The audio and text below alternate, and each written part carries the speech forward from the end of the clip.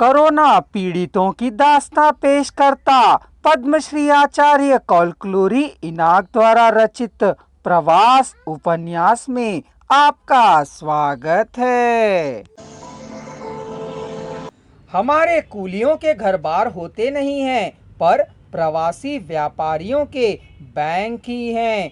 भारत देश के सभी प्रांतों के लोग जो अपना राज्य नहीं है, वहाँ पर कूली वृत्ति धंधा नौकरी व्यापार कॉन्ट्रैक्ट का काम करते हुए 100 में 20% लोग रह रहे हैं।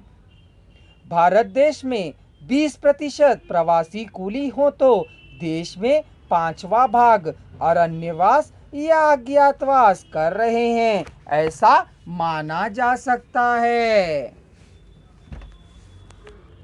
अच्छी कही है तुमने। प्रवासी कूली आमतौर पर निम्न वर्ग कहे जाने वाले कुलों के होते हैं। उन्हें जहां काम मिले वहां चले जाते हैं। तुम्हें इतनी सारी बातें कैसे मालूम है? रमा ने आश्चर्य करते हुए पूछा। दैनिक समाचार, रेडियो, टीवी, मेरे द्वारा अध्ययन किए गए विश्वविद्यालय में पढ़ते रहने से ही। रतन खड़ा हो गया। सभी उसके पीछे खड़े हो गए। 8 बज गए हैं। आज के लिए चलना रोक देंगे। यहाँ जो लाइट कुछ दिखाई दे रही है वहाँ हमारे लिए ठहरना उचित रहेगा। हमारे पहले जा रहे लोग यहीं ठहर कर गए थे। ससाराम का समूह मोड़ से उतरकर उन पेड़ों के पास गया। वहाँ लाइट है, जमीन भी समतल है, खेत भी है। बगल में 2 नलकूप और नल दिखाई दिए। क्यों रे, तुम्हारे पैर क्यों दुख रहे हैं? रमा ने जयेश से पूछा। सार ने गोद में लिया था ना, जयेश ने कहा। सार कौन है रे?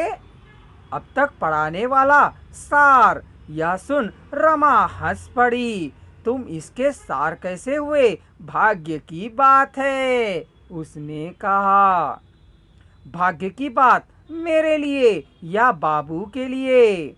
दोनों के लिए ही। ठहरने के लिए यह स्थान अनुकूल है। रमा ने अपने साथ लाई हुई रोटियों की गठरी को खोला। जयेश और राम को एक एक रोटी देकर उसमें टमाटर की चटनी परोसी। उसने दोपहर को राम ने जिस कैरी बैग को बिना खाए दे दिया था उसमें से सांभर और दही को निकाल कर खाया। खाने के बाद पानी पीकर घास पर चादर बिछाकर जयेश को सुला दिया। सभी के सो जाने पर यह बैठी ही रही। किशोर सो चुका था, क्या उसने समझ लिया।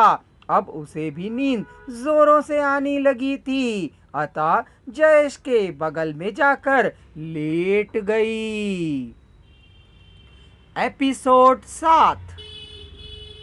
ससाराम का समूह सवेरे 4 बजे उठकर अपना बोरिया बिस्तर समेटकर 8 बजते बजते तैयार हो गया था।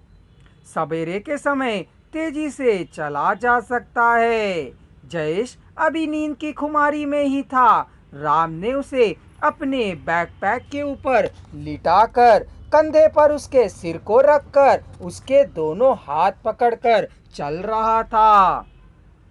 वही चाल, वही गति, उसी प्रकार का चलना था।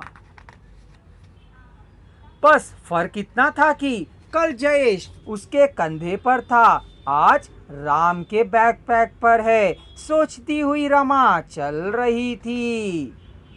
वे 8 बजे एक ढाबे के पास रुक गए थे। वहां पर फिर हाथ मुंह पैर धोए थे। सर्वरों ने क्या चाहिए कह नहीं पूछा। इन लोगों ने भी क्या है नहीं पूछा। एक एक प्लेट डबल रोटी, प्याज, एक गिलास पानी और एक प्याली चाय लाकर सबको दे दी।